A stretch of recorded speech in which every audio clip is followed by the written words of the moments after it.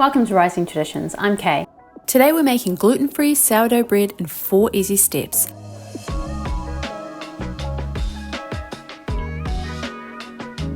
I'll also be giving you my top tips for sourdough baking success.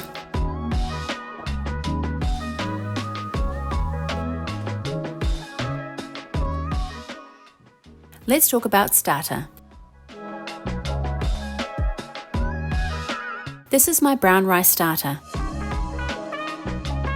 Gluten-free starters prefer whole grain or protein flours like brown rice, buckwheat, sorghum, or millet. There are lots of variables in sourdough, but the key to bread making success is the quality of your starter. Excellent active starter is essential. If you're just starting out, I highly recommend buying a gluten-free starter online. Looking back, I wish I did. They save you having to make one yourself and the trouble of guessing when you think your starter's ready.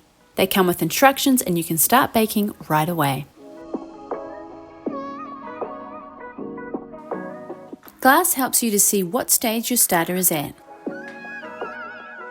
It's easy to clean. I keep several for rotation. The size you keep your starter depends on how often you bake. I only bake 1 to 2 times per week, so I keep my starter small at around 100 to 150 grams. Use purified water, not tap water, as this could interfere with the good bacteria in your starter. You don't need to measure to feed your starter, you just need to ensure it's thick. It needs to be thick in order to rise. If you want to keep your starter at room temperature, it's most ideal to feed it twice a day. Gluten-free starters are slightly less active than gluten starters, so they need a little more attention. This took me a while to learn. If you want to keep it in the fridge, ensure it's active and fed just before doing so. This ensures when you take it out, it becomes active quickly. Keep the lid loose if you're keeping it at room temperature so it can breathe, but seal it tight if you want to store it in the refrigerator. When you want to prepare a loaf, take your starter out the day before and feed it as many times as needed until it's doubling, before baking with it. You can set some alarms on your phone to help you along. How long this takes depends on the temperature of your kitchen and how active your starter already is. The warmer your kitchen, the faster the ferment. You can start early in the morning and bake in the evening, or prepare it before bed and bake it in the morning. It's up to what works best for you. This is what it looks like when it's ready to go. Thick, bubbly, and doubling. You only need to discard some if you forgot about it, it's become very sour or developed a pinkish film on top.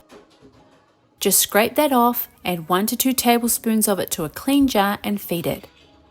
If it develops mold, you need to get rid of it altogether, unfortunately. Remove any molded fruits or bread from your kitchen and fridge vegetable drawer. Let's prepare the dough. You don't need a kitchen aid for this recipe, but it does produce the best results. Start by tearing your scale. 150 grams of gluten-free sourdough starter, bubbly, active and doubling. 100 grams of buckwheat flour. 100 grams of sorghum flour.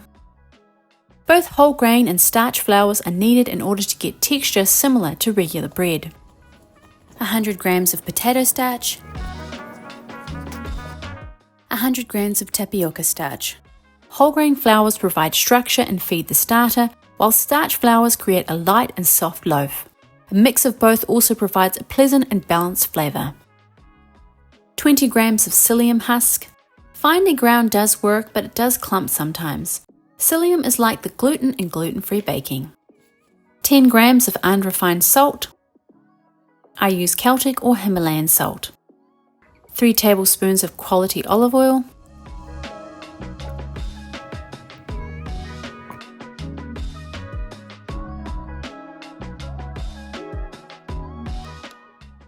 2 tablespoons of maple syrup.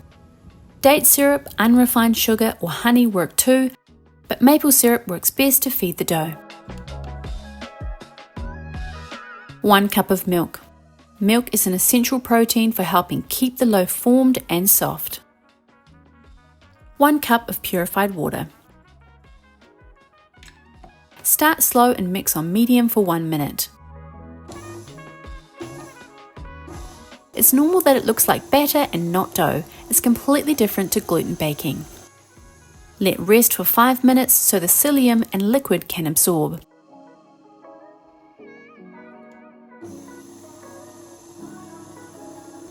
Separate an egg white and add it to the mix. Egg white helps bind the ingredients and adds lift to the loaf. Start slow until it's incorporated, then whip on high for 1 minute.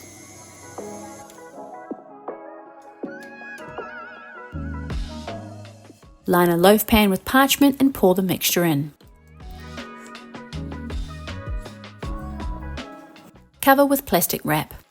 Let it sit out at room temperature for at least 3 to 4 hours to kickstart the fermentation and rise before refrigerating. Refrigerating the dough for a period of 6+ hours allows the flavors to develop without it overproofing and then deflating when you score it. Feed your starter again before storing at room temperature or in the fridge.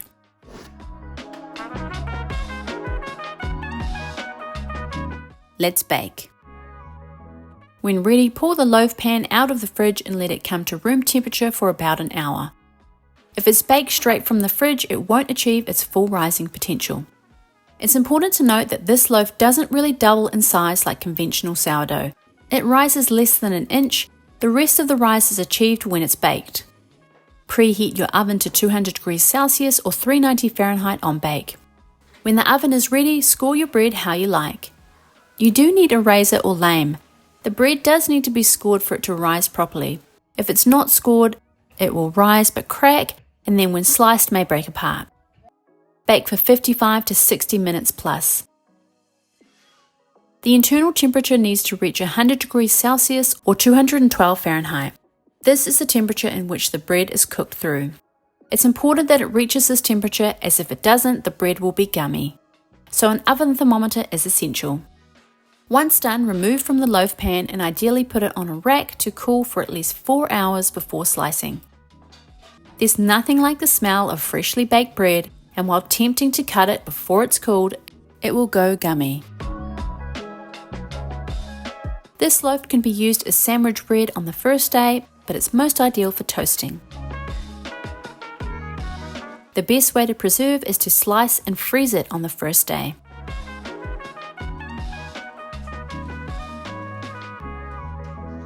Good luck on your gluten-free sourdough baking journey.